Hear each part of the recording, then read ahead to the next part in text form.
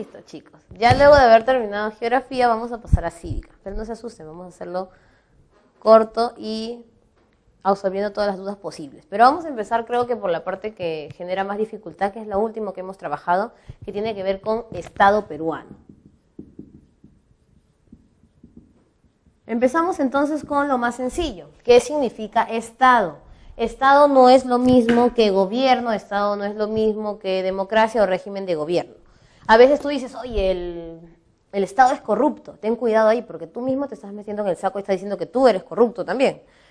Estado viene a ser todos nosotros. Estamos hablando de la nación, y la nación es toda la población. La población no está en el aire, o tienes que pisar algo, ¿no es cierto? Ese lugar donde pisas se llama territorio, y el territorio abarca espacio aéreo, marítimo, suelo y subsuelo. Todo lo que está debajo de tu casa, si encuentras algo grande como oro, petróleo, todo, no es tuyo. Le pertenece al Estado peruano, es decir, a todos nosotros. Y tenemos también no solamente nación, territorio, sino lo que es la soberanía. ¿Qué es la soberanía? El poder que tiene el Estado peruano sobre el Perú. No puede venir otra persona de otro país o un Estado, un gobierno de otro país a mandar sobre nuestro territorio. Eso es lo que vendría a ser soberanía. Y, aunque no nos guste, este Estado, por tener muchas personas, tiene que estar administrado por un grupo pequeño de personas que se le llama gobierno. Ellos son los que tú elegiste. ¿Por qué? Porque nuestro país es o tiene un régimen republicano, pero hay dos tipos de república. Presidente dictador o presidente elegido por el pueblo, que en este caso es un régimen democrático. Entonces, eso es lo que vendría a ser Estado. ¿Qué cosa es Estado de Derecho? Por ahí dicen, ¿no? Sucede que no todas las democracias están basadas por un sistema de leyes como uno piensa. La mayoría sí. Entonces, cuando un país está organizado por un conjunto de leyes, a eso nosotros le decimos Estado de Derecho, especialmente si la ley macro o principal es la Constitución.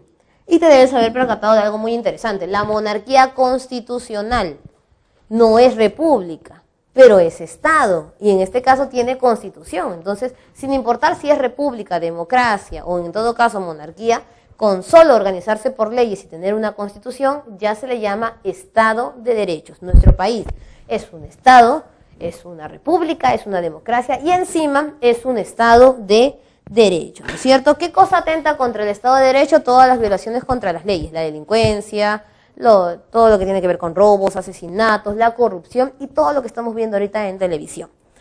El Estado peruano tiene una serie de características, ¿no es cierto? Es social porque vela por nuestro bienestar, es independiente, nadie manda en nuestro Estado.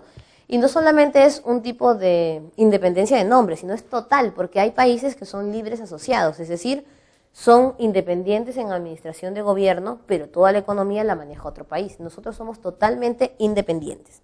Además, el Estado es uno e indivisible. Tenemos un presidente para todo el territorio, tenemos un Congreso para todo el territorio, un Poder Judicial para todo el territorio, y nosotros no podemos por cada departamento o región hacer las leyes que queramos. Las leyes las hacen el Congreso y todos nos regimos para esas leyes. En cambio hay países que sí tienen varios estados, por ejemplo Estados Unidos, y cada estado tiene sus propias leyes. Eso es diferente, nosotros somos uno e indivisible. ¿Quién se encarga de cuidar y proteger al Estado en cualquier juicio utilizando nuestro paquete de leyes? En este caso es el Procurador Público. El procurador público no es nada más y nada menos que el abogado del Estado peruano. Tú cuando vas a un juicio necesitas un abogado, cuando Perú fue a la Corte de la Haya contra Chile necesita un abogado, ¿quién es? El procurador público.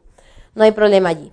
Luego, si hablamos de nación, hablamos de nacionalidad. Recuerda, hay dos tipos de nacionalidad, bueno, tres en realidad, por nacimiento, que somos nosotros los que hemos nacido en el Perú, por opción y por naturalización. Por opción son aquellos que se casan con un peruano o tienen padres peruanos. Al final ellos deciden si quieren o no quieren la nacionalidad que recibieron. Y por naturalización es el extranjero que quiere ser voluntariamente, sin tener necesariamente un vínculo con alguna persona del Perú, ser peruano y cumple todos los requisitos que pide el DIGEMIN, que es la Dirección General de Migración, ¿no es cierto? Luego, si hablamos nosotros del ejercicio de la soberanía, tenemos que mencionar qué cosa es insurgencia, sedición o insurrección. Sedición es que yo quito a la persona que el pueblo eligió, es decir, algo así como un golpe de Estado. Nadie está de acuerdo con la sedición o insurrección. Pero ¿qué cosa es la insurgencia? Imagínate que yo quité al presidente y me puse como dictadora, ¿no es cierto? Ustedes tienen la decisión de si me hacen caso o no. Si ustedes no me quieren hacer caso, eso se llama insurgencia. El derecho que tienen ustedes por no obedecer a la persona que obviamente no ha sido puesta por ustedes por elecciones. Luego, si hablamos nosotros de la estructura del Estado peruano, empezamos por nuestros famosos, queridos amigos, intocables, que vienen a ser entonces el poder legislativo. ¿Quiénes son el poder legislativo? El Congreso. ¿Cuántos son los congresistas? 130. Estos congresistas hasta ahora son unicameral, todos tienen el mismo peso. Por más que Vizcarra haya dicho que quiere ser bicameralidad, senador y diputado, todavía eso no es real, ¿no es cierto? El congresista necesita tener 25 años, ser peruano de nacimiento y simplemente no tener problemas con lo que es la resolución de interdicción. Después puede postular. ¿Pero por qué le llaman intocables del Estado? Porque tiene 3 prerrogativas. ¿Cuáles son sus 3 prerrogativas? Tienen inmunidad. Nadie les puede abrir proceso judicial si el mismo presidente del Congreso les levanta la inmunidad. No están sujetos a mandato imperativo. ¿Qué significa mandato imperativo? Que nadie les puede ordenar por quién votar en la decisión del Pleno. Y por último, no están sujetos a interdicción. Interpelación. ¿Qué cosa es la interpelación? Es que tú le pidas rendir cuentas delante de todo el mundo, como ellos hacen con los ministros. Los ministros sí tienen interpelación. ¿Quién los interpela? El Congreso. En cambio, ellos no pueden ser interpelados por nadie. Además, ¿por qué le dicen también los intocables del Estado? Ellos no pueden renunciar a su cargo. Es decir, es irrenunciable. No pueden ser sacados por la parte de la revocatoria, es decir, no pueden ser revocados por nosotros. Al final, prácticamente, no hay forma de sacarlos a menos que se les levante la inmunidad o mueran. Ahí te deshaces de los congresistas, no hay otra forma. Luego, podríamos decir que el congresista no puede tener otra función, pero sí puede ser a su vez ministro. Por ejemplo, siempre ponemos nosotros la situación de Mercedes Arauz. Mercedes Arauz postuló como congresista, pero a la vez era vicepresidenta. Eso sí se puede. Pero cuando ya tenía los 2 cargos y necesitaban presidente del Consejo de Ministros y no había otra, la colocaron, porque el congresista puede ser a su vez ministro. Y como el que postula para vicepresidente puede postular a su vez por congresista, ella tenía 3 cargos, ¿cierto? Dudas que tenemos nosotros con lo que vendrían a ser las funciones del congresista es la amnistía. Amnistía. Y de una vez ya vamos a diferenciar amnistía con indulto, conmutación de penas y todas esas cosas que tenemos allí. Amnistía es una facultad que tiene el Congreso. Significa que pueden liberar a una persona de la pena y la culpa, es decir, sale libre de todo malestar de por lo cual se le encerró. ¿A quiénes podemos ponerle amnistía? Aquellos que tienen problemas políticos, o sea, delitos políticos, no de lesa humanidad, o personas que fueron encarceladas de manera inocente y al final recién se enteran que eran inocentes, pero ya estaban en la cárcel o en alguna otra pena. Diferencia con indulto. El indulto no lo da el Congreso, lo da el presidente. Aquí el indulto no te borra pena y culpa, solamente te borra la pena. Sales y sigues siendo culpable de allí. Y se le puede dar a cualquier persona, no importa si fueron delitos graves, porque el presidente al final decide. Diferencia entre indulto y conmutación de penas, que es lo que tiene el presidente. Conmutar una pena es cambiar. Si estaba en la cárcel, ahora le doy arresto domiciliario. Es cambio de pena. Y por ahí deben haber escuchado ustedes el derecho de gracia. A Fujimori le dieron indulto y derecho de gracia. Derecho de gracia también lo tiene el presidente y en este caso es perdonarle los juicios que todavía no se han terminado de procesar. Entonces, indulto, conmutación de penas y derecho de gracia por el presidente y amnistía por el Congreso, ¿no es cierto? Recuerden que el presidente no puede salir del país si el Congreso no le ha dado la autorización y no se puede demorar del tiempo que le ha estipulado. Sino, ¿qué le pasa al presidente? Hay vacancia. ¿Cuándo hay vacancia de un presidente? Cuando no obedece la decisión de viaje del Congreso, cuando no convoca elecciones porque se está poniendo como dictador, cuando tiene incapacidad moral o física, cuando no deja trabajar a los órganos electorales porque también simula que va a un proceso de dictadura, ¿no es cierto? Entonces, esa es la parte de la vacancia. El Congreso no puede salir, pero al presidente sí lo pueden destituir por la forma de la vacancia. El Congreso se estipula entonces de esta manera. Pleno están los 130. No se puede votar por ley, ni se puede derogar nada de importancia, ni aprobar nada si no están los 130 reunidos en la llamada legislatura, reunión del Pleno. Solo se reúnen fuera de su legislatura cuando el presidente convoca a legislatura extraordinaria, reunión fuera del tiempo que deberían reunirse y cuando están en receso. El presidente es el que modela, es el que tú ves ahí en el debate que está viendo de que la gente no se pelee. Mesa directiva es el presidente con los vicepresidentes, lo que acaban de elegir ahorita en el Congreso. Consejo directivo es la mesa directiva más un representante de cada partido, porque la mesa directiva, si te has percatado por televisión, siempre son amigos de la misma alianza. Si hay un representante de cada partido en el consejo, entonces se vuelve la cosa más imparcial. Y en comisiones hay varios tipos de comisiones, hay ordinarias, hay extraordinarias, pero la más importante ahorita es la comisión permanente. Esta comisión son aproximadamente 25 congresistas que no se van nunca de vacaciones. Trabajan durante legislatura, trabajan durante el receso parlamentario. Y si el presidente disolviese el Congreso, recuerda, solo puede disolverlo si ha negado 2 consejos de ministros, es decir, le dio censura a todo un consejo y luego le da censura a otro, el presidente cierra el Congreso, la comisión permanente sigue trabajando. Es el único grupo que se queda y los demás congresistas son sacados del cargo. Luego tenemos nosotros la parte de lo que vendría a ser el presidente, y en el caso del presidente es muy sencillo, ¿no es cierto? Tiene que tener 35 años, ya no 25 años, tiene que tener la misma situación de ellos, pero en el caso del presidente hay una diferencia. El presidente con el Consejo de Ministros, ambos conforman el poder ejecutivo. Aquí solamente el legislativo es el Congreso, el ejecutivo son 2. Por lo tanto, si el presidente quiere formular algo, obligatoriamente le tiene que dar la autorización al Consejo de Ministros. Si no recibe esa autorización, su acto es inválido. Y también hay una relación entre presidente y Congreso. El Congreso hace leyes y resoluciones legislativas. El presidente hace solamente decretos legislativos o decreto ley. Eso es cuando el Congreso le da facultades al presidente. Pero si estamos en crisis económica, el presidente puede formular lo que son decretos de urgencia. Ahí no conversa con el Congreso, pero sí tiene que haber conversado obligatoriamente con el Consejo de Ministros.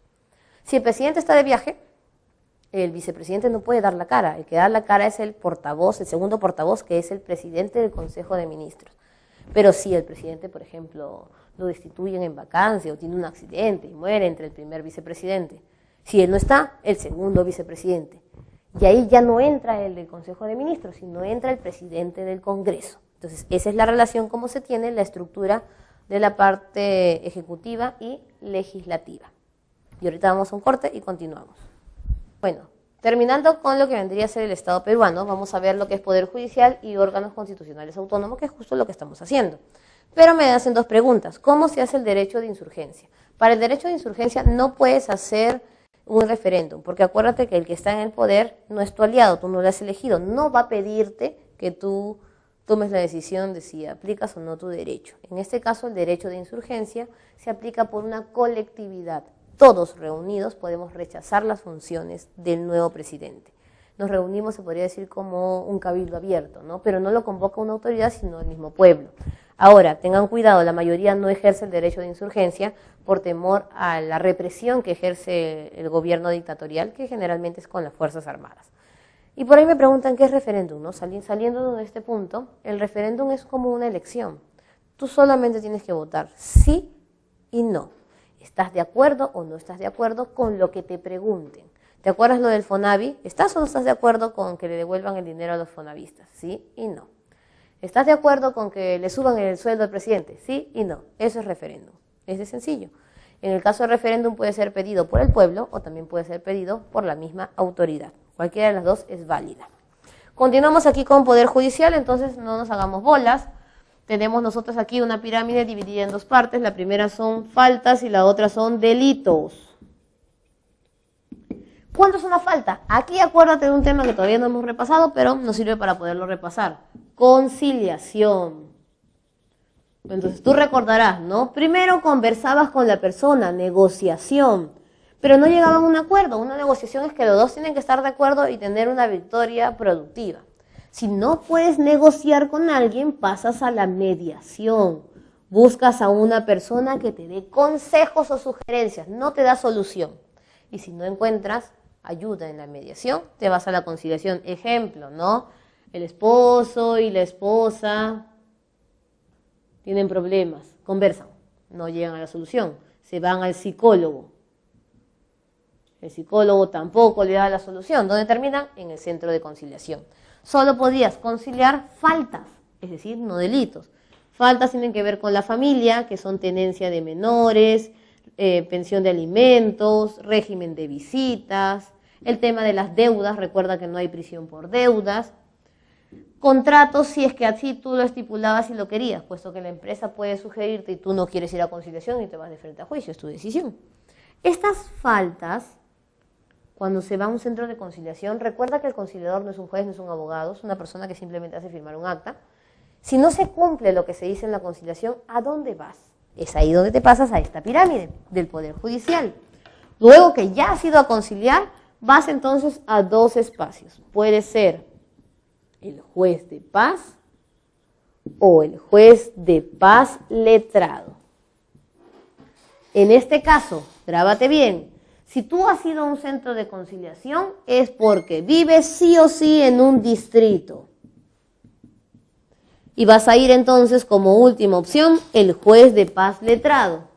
Pero si tú vives en un centro poblado, no has ido a una conciliación, porque un centro de conciliación no existe en los centros poblados.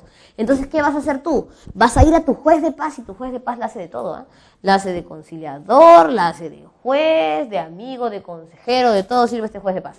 Diferencia también entre uno y otro, que el juez de paz lo has elegido tú, lo ha elegido el pueblo, y lo puedes sacar, lo puedes revocar, acuérdate, por revocatoria, puedes revocar a la autoridad que tú has elegido como juez de paz, alcalde, gobernador regional, consejeros regionales y los regidores.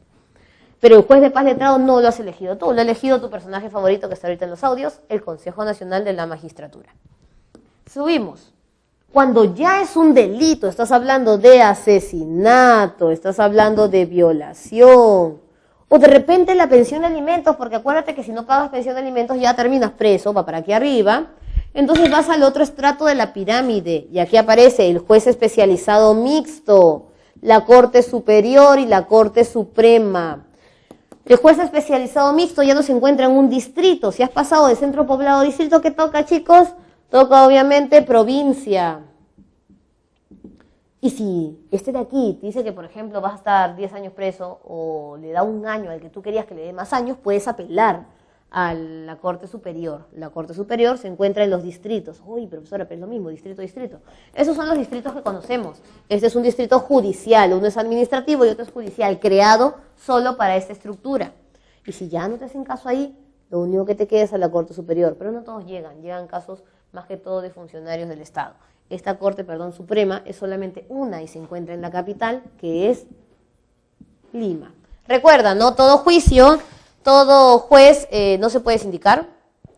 El juez también tiene que ser especialidad en la que tú estés en el juicio. Si es juicio familiar, tiene que ser un juez de familia. Tienes que todo publicarse tanto en el periódico como en la página del Poder Judicial. Tú tienes derecho a apelar y criticar cuantas veces quieras y obviamente tienes gratuidad del proceso y el derecho de administrarse justicia, así existan vacíos legales. No puede haber ninguna impunidad en el proceso judicial. Y bueno, si ya nosotros tenemos dificultad con lo que vendría a ser el Poder Judicial, nos queda apoyarnos de ¿quiénes? Los órganos constitucionales autónomos, las OCAs. ¿Y las OCAs cuáles son? Tienen el mismo poder que un poder, es decir, legislativo, ejecutivo y judicial. Están en el mismo estrato de gobierno central, pero ellos son autónomos, no tienen que rendirle cuentas a los de aquí. Por lo mismo que no tienen que rendirle cuentas, solamente tienen una función específica, algo directo de lo que tengan que hacer. En este caso, por ejemplo, ¿no? Banco Central de Reserva, hacer monedas y billetes. No puede hacer más porque tendría más peso que los mismos poderes del Estado. Las OCAs se dividen en tres grupos: OCAs electorales, que todavía no lo hemos visto, se supone que lo estamos viendo esta semana recién, Jurado Nacional de Elecciones, Oficina Nacional de Procesos Electorales y RENIEC, Registro Nacional de Identificación y Estado Civil. Y por otro lado tenemos las OCAs jurídicas. Siempre por ahí se confunde qué es judicial y jurídico. Judicial tiene que ver con justicia, jurídico tiene que ver con leyes. Algunos le llaman jurídicos, otros le llaman judiciales. Estás hablando aquí de Ministerio Público, Consejo Nacional de la Magistratura, Defensoría del Pueblo y Tribunal Constitucional. Y tenemos por último las económicas, que son las primeras que vimos. Las económicas entonces son Banco Central de Reserva del Perú, Contraloría General de la República y Superintendencia de Banca y Seguros y AFPs. Aquí es muy fácil, tienen una función específica y tú tienes que recordarlas muy bien. Empezamos entonces con la parte económica. Banco Central de Reserva del Perú, ¿cuál es su principal función? Controlar el proceso de inflación, es decir, administrar el sistema monetario, no financiero. Este sistema monetario, ¿cómo lo puedo lograr? Emitiendo monedas y billetes, para que el ministro de Economía tenga la facultad de ver todos los otros problemas económicos que tiene el país. Este de aquí también guarda dinero de las reservas internacionales, pero no presta. Acuérdate que se llama banco, pero no es un banco común de que le va a prestar dinero a cualquier parte o funcionario del Estado. No presta dinero. La Contraloría General de la República y la SBS se diferencian por algo bien fácil. Uno controla a los órganos del Estado, es decir, órganos públicos, y otro controla a los órganos privados. La Contraloría es gobernador regional, alcaldes, universidades, hospitales, todos los que reciban presupuesto del Estado. Y la SBS, todos donde nosotros dejamos nuestro dinero. Por ejemplo, bancos, cajas de ahorro municipales, mutuales, las que construyen casas, etcétera, etcétera, etcétera. La Contraloría General de la República no solamente busca o verifica que tú recibas el dinero del presupuesto, sino en dónde lo utilizas, porque puede ser que caigas en actos de corrupción, acuérdate, ¿no? Peculado si utilizas cosas del organismo público a tu beneficio, una fotocopiadora, un carro que te dan para trabajar, tú lo utilizas para salir de fiesta, por ejemplo, o de repente puedes cometer colusión, que en este caso es beneficiar a una empresa como el caso de Odebrecht, o puedes hacer cohecho pasivo, que es la coima, puedes hacer tráfico de influencias, pones a tus conocidos ahí en el trabajo, y si pones a tu familia todavía le llaman nepotismo, puedes caer en actos de corrupción. Y la SBS se encarga de que tu dinero esté bien guardado, es decir, que no le aumenten los intereses, que no le pase nada a tu dinero, pero también se encarga de ver de que no haya lavado de activos, que el terrorismo y el narcotráfico no pongan dinero allí para que tú prestes el dinero y escondan ese dinero que tienen, ¿no? Entonces esas son las funciones de la parte económica. Y en lo jurídico, que es hasta donde hemos visto, ¿no es cierto? Hace poco el Ministerio Público entonces ve todo lo que tiene que ver con las denuncias. Tú no denuncias al Poder Judicial, tú denuncias al Ministerio Público, acuérdate, aquí llevas tu denuncia y este se encarga de ver el delito, si es real o no, y apoyarte frente al Poder Judicial. El defensor del pueblo es cuando un problema es de la comunidad, por ejemplo, el alcalde no arregla las pistas, en este caso entonces estaríamos hablando de un problema de la comunidad. Estos de aquí lo denuncian al Ministerio Público. Tribunal Constitucional ve las garantías constitucionales, de paso aprovechamos para repasar. Habeas data, todo lo que tiene que ver con información. Habeas corpus, lo que es detención y seguridad personal. El no ser detenido, el ser acusado sin haber llevado un juicio adecuado. La acción de amparo, cuando es algo colectivo, por ejemplo, problemas de trabajo, problemas de salud, problemas educativos, esa es acción de amparo. Acción de cumplimiento, simplemente cuando no cumplen la ley, su nombre lo dice. La ley está bien, el problema es que no la cumplen. Acción de inconstitucionalidad, cuando la que está mal es la ley, y la ley está en contra de la Constitución. Acción popular, cuando está mal la norma. ¿Cuál es la diferencia entre ley o norma? Ley es todo lo que da el Congreso, el decreto legislativo del presidente y el decreto de urgencia, las normas regionales y las ordenanzas municipales, mientras que todo lo que dan los ministros y las demás resoluciones que no sean del Congreso son simplemente normas, no tienen carácter de ley. Todas van al Poder Judicial, menos la acción de inconstitucionalidad que va de frente al tribunal, y las demás pasan al tribunal, menos la popular que solo se queda en la Corte Suprema. Y Consejo Nacional de la Magistratura, su función principal, nombrar jueces y fiscales, nombrar al jefe de la OMPE, al jefe de la RENIEC.